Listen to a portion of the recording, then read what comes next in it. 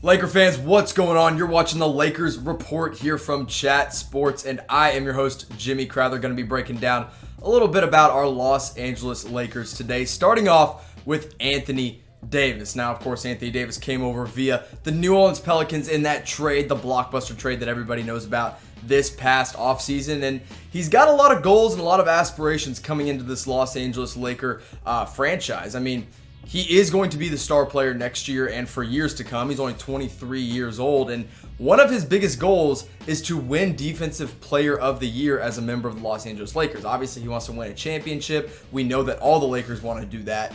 But Defensive Player of the Year is a very specific goal that I think Anthony Davis could very well achieve this next year. Now, I expect him to start as the power forward on day one. He doesn't love that center role. And I think as a power forward, that gives you more opportunity to show your defensive ability because you got to guard more than just the paint. You got to guard more than just the rim. You're guarding wings and guys that can shoot and stretch the floor now with the type of power forwards we have in today's NBA. Now, last season, AD showed why he's a top 5, top 10 player in the league, 25.9 points per game and 12 rebounds. But really, what makes you a Defensive Player of the Year is not your points and rebounds, maybe a little bit on the defensive rebounding side, but more with the steals and the blocks and the numbers you put up in that area.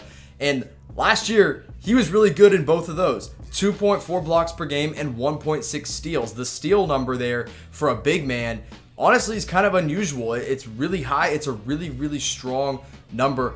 And obviously the blocks per game is going to be the bigger number for Anthony Davis this next season. But it's just going to be more about the impact he makes on the court and on this Lakers lineup. Now, you look at the past 5 defensive players of the year. There's not a lot of variety here. You get Rudy Gobert twice for the Utah Jazz. Now, last year, I think you could have made the argument that maybe Giannis could have won that. But Rudy Gobert repeated again, just being the shot blocker that he is. And then Draymond Green won it for the Golden State Warriors 3 years back. Look, this is kind of the mold that AD is going to have to fit into, is this defending 4s, but being able to play the 5 as well, much like Draymond Green.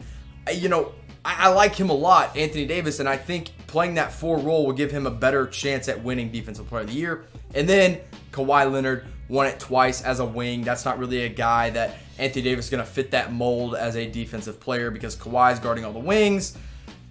AD is not going to be guarding 3s in that role. So here's who I have as my top 5 players for potential Defensive Players of the Year next season. And you see at number 1, I got Anthony Davis. I truly believe Anthony Davis should be the favorite to win Defensive Player of the Year next year because here's the thing. If AD comes in and this Laker team becomes say a top 5 defense, you got to think that's because of Anthony Davis. Now, obviously, they added defensive talent in Danny Green.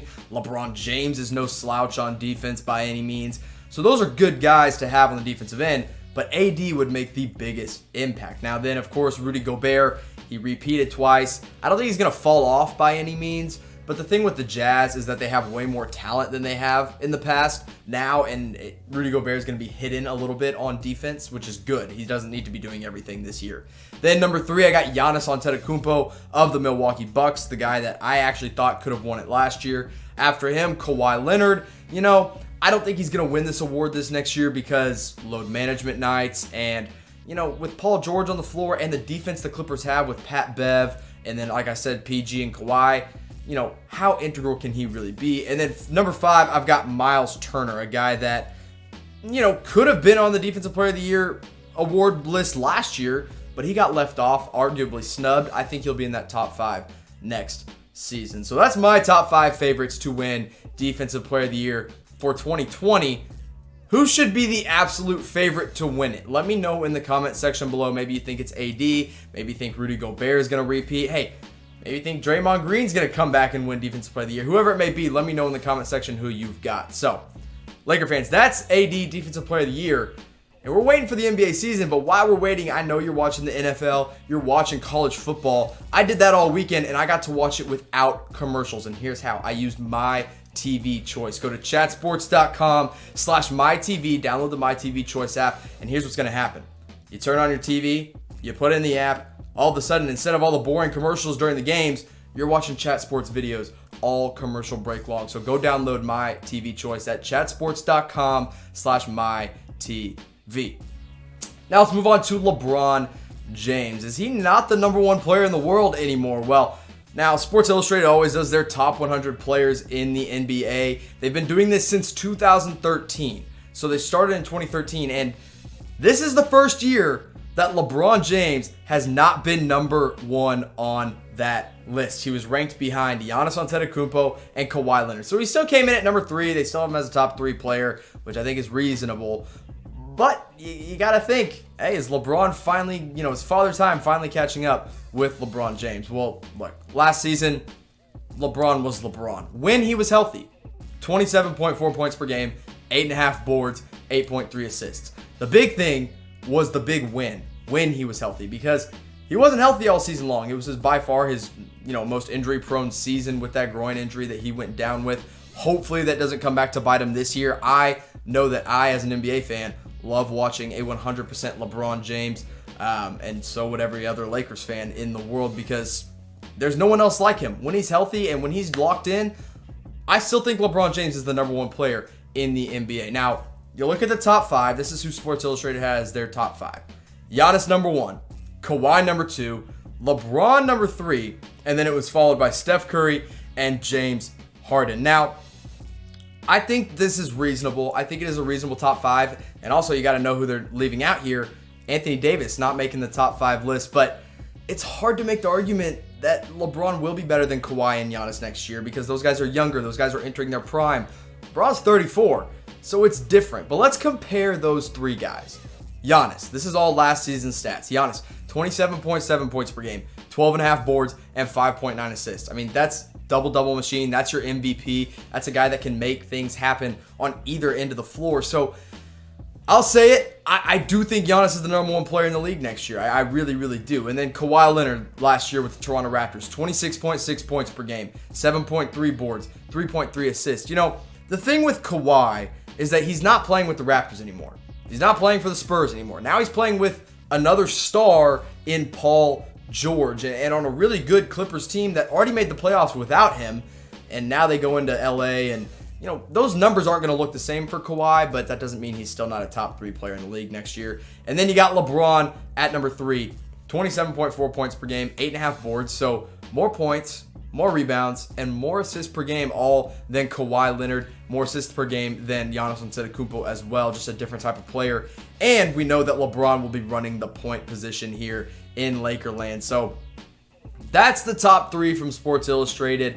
I think it's in that order somehow, or at least those 3 players are up there. It's hard for me to know. And even, Steph Curry could even make that argument, because next year without Clay coming in right away, Steph's going to be kind of by himself with D'Angelo Russell, and he's going to have to take the reins once again. But that's Sports Illustrated's top 3. I want to see your top 3. Rank your top 3 players in the NBA for the 2019-2020 season in the comment section below. Hey, however you want to do it. Maybe you got LeBron, Kawhi, and Giannis. Maybe it's Giannis, Kawhi, LeBron. Whatever it may be, rank your top 3 down below. And now we're going to move on to Dwight Howard, who we all know always brings some sort of drama when he's here in Los Angeles. Maybe not as much anymore. Look, he's dropped the weight. He's looking good. He's been playing a lot of basketball, which is great. Maybe he comes in and he's effective right away, but we're not talking about Dwight Howard on the court. I'm talking about Dwight Howard off the floor, because he said some really, really weird stuff that, look, I just honestly have to address, because it was just strange. It has nothing to do with basketball, but we're going to talk about it. Now, of course, Dwight, before we get into all that stuff, played with the Washington Wizards last year, got traded to the Memphis Grizzlies, and then the Memphis Grizzlies bought him out. Now he's a member of the Los Angeles Lakers once again. And last year, in the very limited games he played, because he did not play a lot for the Washington Wizards, he was still effective. Now, I use that term very loosely, because he wasn't that effective and he wasn't that healthy. So it didn't really make that big of a difference when he was on the court. But 12.8 points per game and 9 boards. Now, if he can do that and not, chuck up shots that he shouldn't be shooting, or shouldn't, be trying to make plays that he can't make, the Lakers will be just fine. 13 points and 9 boards, I think, is a good number to ask for from Dwight Howard. But I'm not worried about that right now. This quote from Dwight Howard was so interesting that I had to bring it up on this show, and here's what he said. Now, mind you, I'm a huge Marvel fan. I love the Avengers, and so this just got me. He said, I got this purple car because of Thanos from the Avengers. Now, if you're not familiar with the Avengers, Thanos is the bad guy. Not the guy that most people really admire. Here's what Dwight went on to say. He's my favorite character. He was able to understand that in order for him to complete his mission, which was killing off half the world, that was Thanos' mission, was to destroy half of humanity. So keep that in mind. He had to get rid of his emotions, and that's the hardest thing we all face. Moving on from Chat Sports over to Chat Marvel here real fast. Thanos killed his daughter to complete his mission to kill half the world. So this is apparently a guy that Dwight Howard admires because he, quote, got rid of his emotions by killing his daughter. So that's Thanos, and that's Dwight Howard's take on him. So I just had to address that. Now let's move on to more basketball focused things here. Dwight should come in and start. I truly believe he will, or at least compete for a starting spot with JaVale McGee, because Anthony Davis doesn't want to play the center position. Anthony Davis wants to be a power forward. So here's what a potential lineup could be, and I know we have had a million different potential lineups here on the Lakers report, but we just don't know what it's going to look like in Lakerland right away. I think it's Rondo, Danny Green, LeBron James, AD, and Dwight Howard. I think that makes the most sense. Now, we know LeBron will be, quote, running the point, so maybe you just take Rondo out and you put in somebody else. Maybe Kuzma steps in, even though I think Kuzma needs to be coming off the bench. Whatever it may be, I truly believe Dwight Howard has a real chance to start at the center position for the Los Angeles Lakers. Now, the three centers on the roster right now are Dwight, JaVale McGee, and DeMarcus Cousins. Now, Cousins has a lot of issues going on right now. He's injured. He's got the whole domestic violence case, all of that good stuff for Boogie, so he will not be a part of this Lakers team next year. For what we know, maybe in the playoff time, but I highly doubt that. So it's really between Dwight Howard and JaVale, and then AD's gonna have to play some center position as well. But look, this portion of the show was really more just to talk about Dwight Howard's weird obsession with Thanos from Avengers. So I want to know from you guys, from Lakers Nation, who is your favorite Avenger? Mine's Thor, always big fan of the God of Thunder there. But I want to know who your favorite Avenger is in the comment section below. Let me know, guys.